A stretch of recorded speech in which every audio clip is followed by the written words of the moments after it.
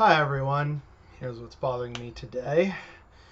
So I know in my last video I did make a dig at Joe Biden and just by posing the question pretty much, hey, how do you really expect things to change under a Biden administration if Medicare for All can't even be passed during the height of a frickin' pandemic?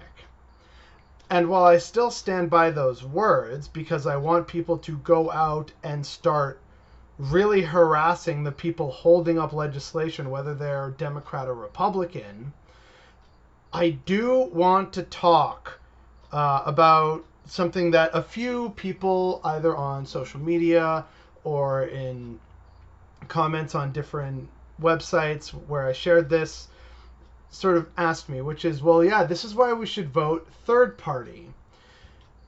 And while I'm not going to tell people how to vote, because I get it, the Dems are bad, and if you want to vote for Howie Hawkins and the Green Party, that's your right to do so. That's democracy.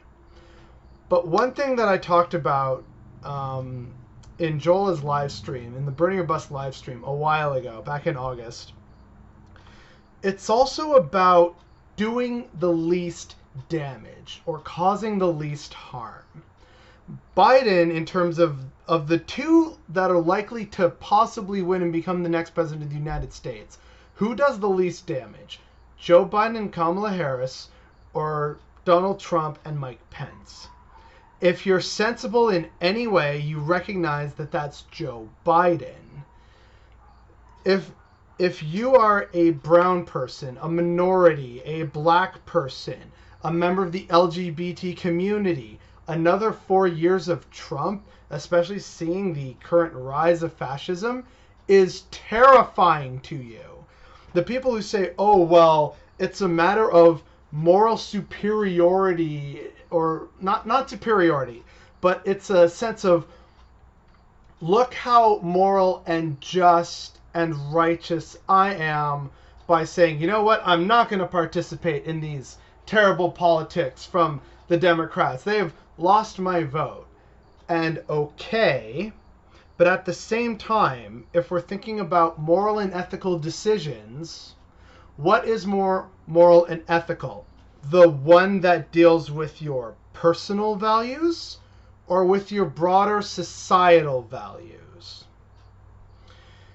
This is a balancing act for anyone who has two brain cells to rub together.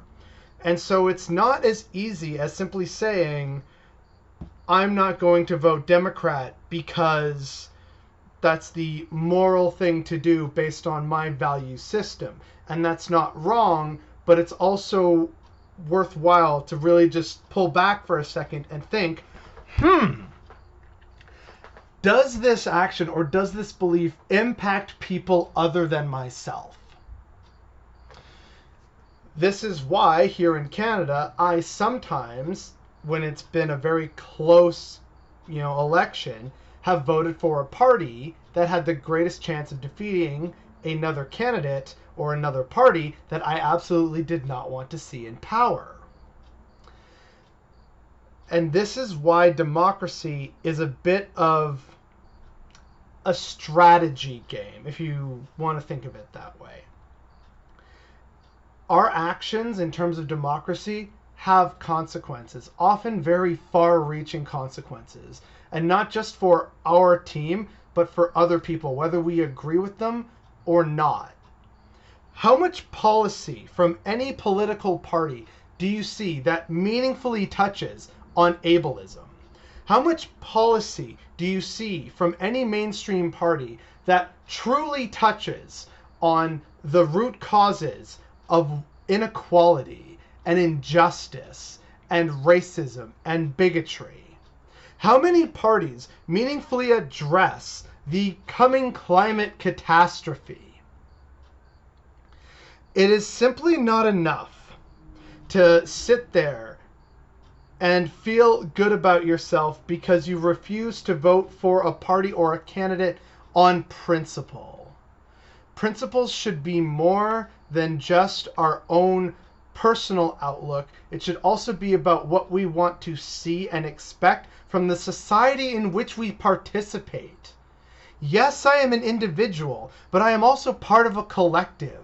There's my neighbor and his kids across the street. There's my neighbors next door. There's my neighbors upstairs. And then there's, the other 1 million+ people in my region. We're all part of a society. And while I may not agree with all of them, ultimately at the end of the day, I want all of us to have a fair shake at life. And simply saying, I'm not going to vote for this party or this candidate, whether I'm American, British, Canadian, German, Australian. It's not that simple. And the fact that there are some Americans who think it is that simple is what's bothering me today.